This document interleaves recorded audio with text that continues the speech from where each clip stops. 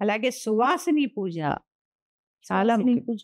సువాసిని పూజ ఈరోజు చేసుకుంటే నేను కనీస పక్షము కుమారి పూజ కూడా చేస్తూ ఉంటారు.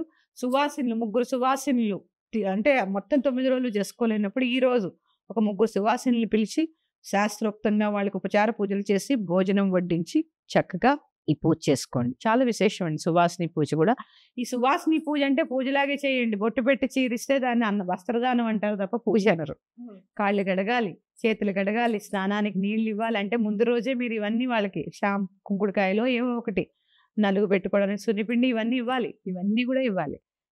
అలాగే మీకు ఎంత స్తోమత ఉంది అంత స్తోమత గల చీర పెట్టాలి. సువాసిని పూజ కదా అని 100-200 పెట్టేసి కట్టుకోలేని బట్టలు పెట్టడం కాదు. చక్కగా మీకు స్తోమత ఉంటే ఖచ్చితంగా మంచి చీర పెట్టండి. అక్కడ వచ్చినది అమ్మవారనే భావన చేయండి.